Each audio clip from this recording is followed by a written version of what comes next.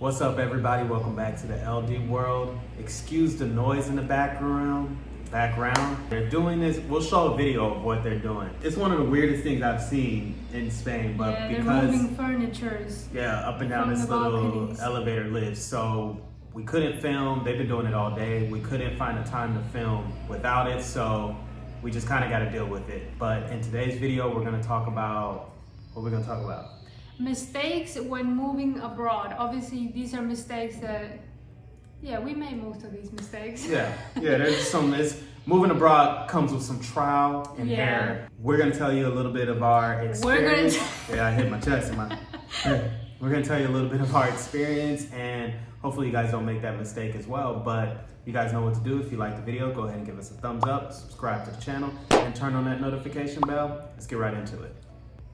Here is something that you have to do if you're going to move abroad. We didn't really think about, but you have to calculate buying furniture into your budget. Yeah.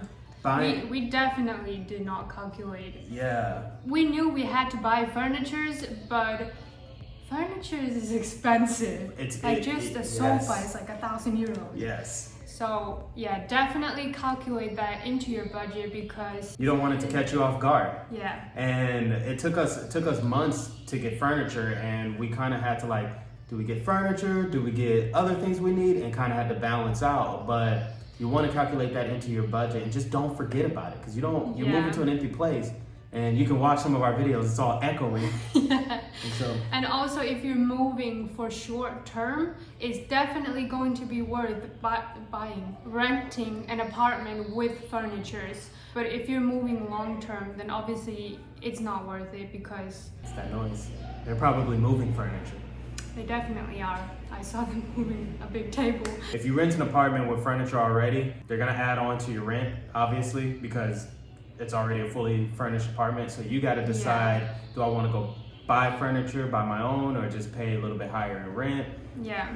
Does it balance out to be the same? So we'll leave that decision up to you, but keep that within mind with your budget whenever you're moving abroad. The second mistake that we made when moving to Barcelona was only carrying 2 luggages. Oh yeah, before we left, we tried to give away all of our clothes and all of our stuff to fit everything in as small and compact. Yeah, I will say it was very convenient. It was really easy to move. But once you're here, it's like, where's all my stuff?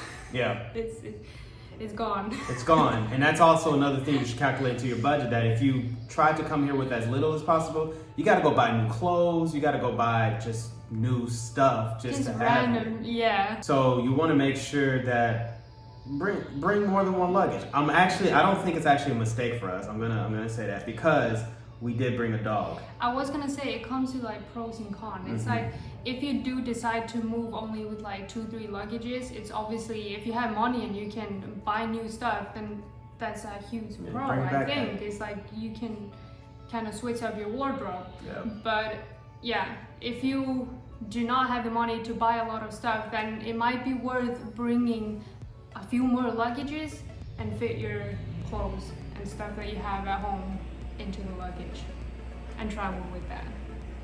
So take note of it. They won't stop.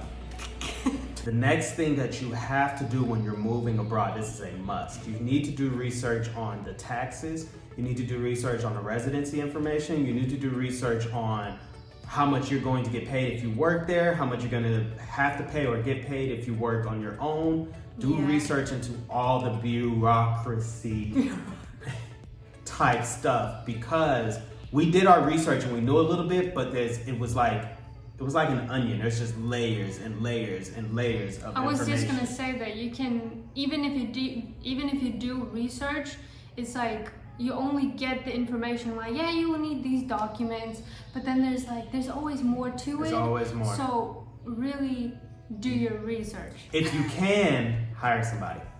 Because I think that's worth it. If you have the money to not do the paperwork and all this stuff and have people do it for you, do that. Yeah, hire somebody, because trying to find the information is like a needle in a haystack. Like she said, they'll give you a tip and the internet will tell you this, but then there's just layers and layers on top of layers, and you're like, I didn't know this. I thought I knew, but I didn't know. And Yeah. so do your research. Do your research. The fourth mistake that we made was booking a lot of different places while we were looking for our long-term place. So I would have much preferred to have an Airbnb, an apartment, and just stay there for like a month and a half, especially because we brought our dog. Yep. And to go from one hotel to another place, It's a lot of work. yeah, Rudy's cage is huge. Yeah. We were on the street waiting for taxi. He wouldn't take us in like that. It was a mess. Yeah. So I definitely recommend finding a place Find for one at place. least like probably 1.5 months is like Yeah. you're It's gonna, if you're moving to a place like Barcelona, it's gonna take you a little bit longer than a month to find a place. But unless you're lucky.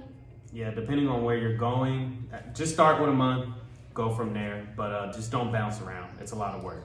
Yeah. It's a lot of work. Last but definitely not least, you want to look up the average rent prices in whatever area you're going to. Let's use Barcelona, for example, because that's where we're located. Look up the average rent prices in Barcelona because you don't want to get scammed. Yeah, and also if you're coming from the States, when you come here and they're like, hey, you're gonna pay $2,500 for an 80 square meter apartment, like you might be like, oh, that's a good price because I'm from the US. Yeah. But that's very expensive It's here. very expensive for a small place. So speak to some of the locals, speak to somebody like us, for example, who may live here or wherever you're moving to. Try to find somebody to see what's a reasonable price for saying all the 3 P's, praying, playing, and paying. So try to look up a reasonable price for paying, I almost said it again, for paying rent because you don't want to be paying too much for nothing. Yeah, I think it's happening a lot too that they're just putting the prices really high because a lot of richer people are moving to coming into the Barcelona and yeah. It was a blessing for us, the timing that we moved to this Yes. city because it was right after COVID and not a lot of people were coming in, so the rent prices were lower. And we already knew what we should be paying Yeah. for, what do you guys call it, square meters? Yeah. Yeah. You know, what do you call it? Square feet. Oh, really? Yeah. America. So just write these notes down. If you have any questions, comment down below. We'll help you Yeah. out. But I think that's it. That was it. That's it. So hopefully this video helped you guys out a little bit wherever you guys decide to move. We wish you the best of luck. We'll keep you in our prayers. If you have any comments, questions, comment down below. Or if you have any mistakes that you have made that we didn't mention, comment down below so other people can See and kind of compare and take notes, and it'll just everybody just kind of giving and giving and giving and giving through. So yeah, that's all we got. If you guys liked the video, go ahead and give us a thumbs up, subscribe to the channel, turn on that notification bell so you can be alerted on our next video, and we will see you guys later. Each day I discovered something new as we played on chalked lines. Remember that time that